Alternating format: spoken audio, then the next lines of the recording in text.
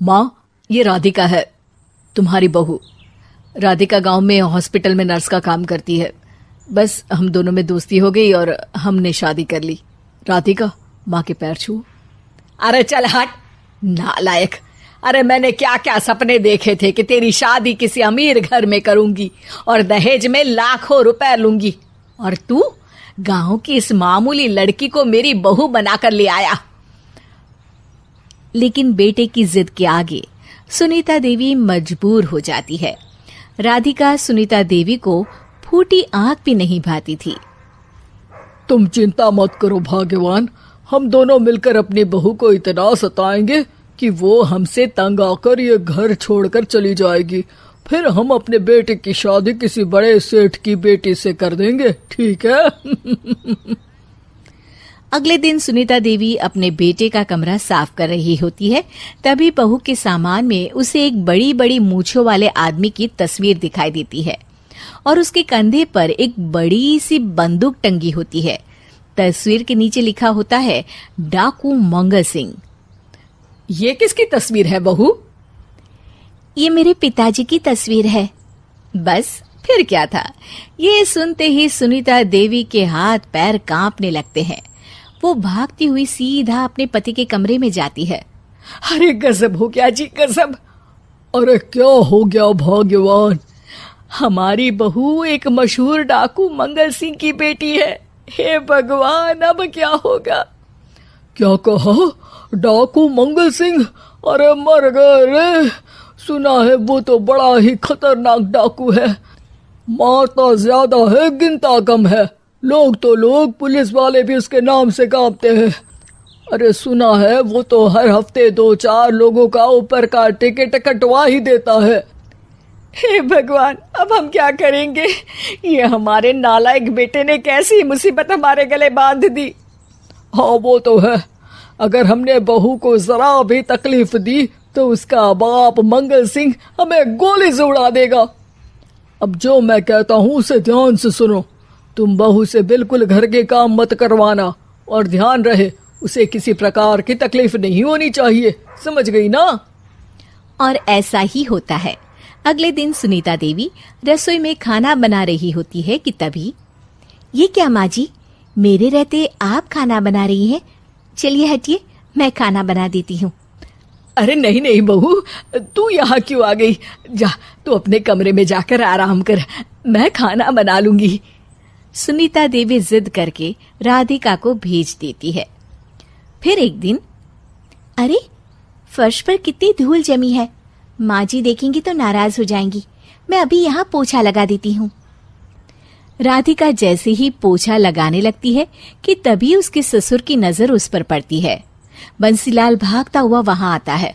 अरे नहीं नहीं बहू, तुम ये क्या गजब कर रही हो?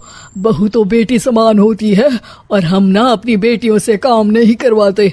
तुम आराम से बैठकर YouTube पर किड लॉजिक चैनल की सास बहू की कहानियां देखो। वो लोग ना बहुत अच्छी अच्छी कहानियां बनाते हैं। सच? आप देखते हैं? अरे मैं तो रोज देखता हूँ। शहर की बहू तो मेरी फेवरेट कहानी है। हाँ, ये कहकर बंसीलाल पोछा लगाने लगता है। इस तरह राधिका के सास ससुर सारा दिन उसकी खुशामद में लगे रहते हैं और उसे किसी महारानी की तरह रखते थे। कैसा लगा बहू? पिज्जा टेस्टी तो है ना? अच्छा, मीठे में क्या खाओगी बोलो तो? माँ जी, मुझे तो काजू कतली बहुत पसंद है और उसके बाद 1 गिलास लस्सी मिल जाए तो मजा आ जाएगा।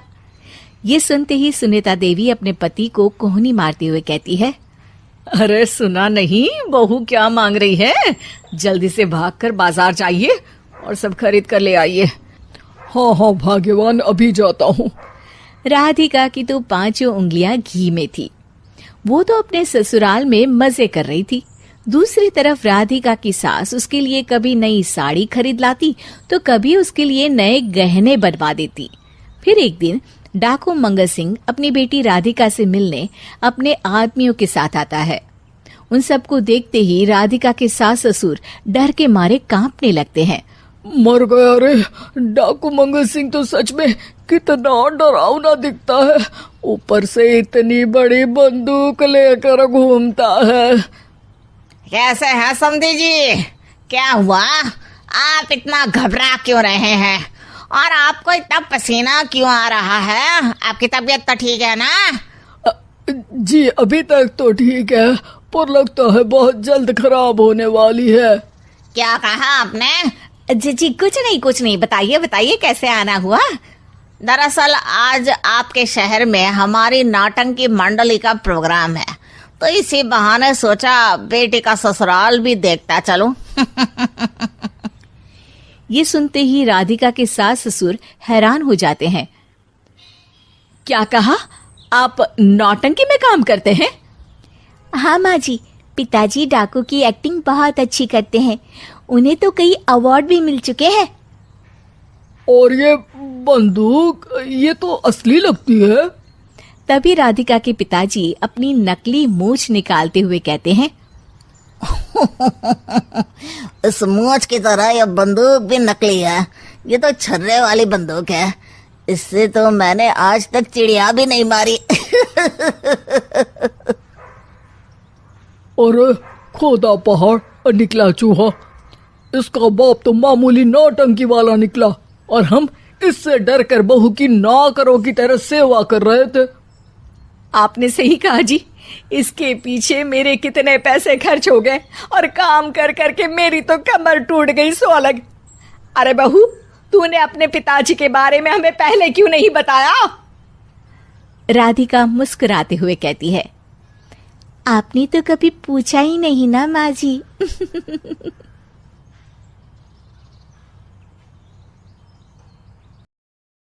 Subscribe our channel and click on bell icon for latest updates.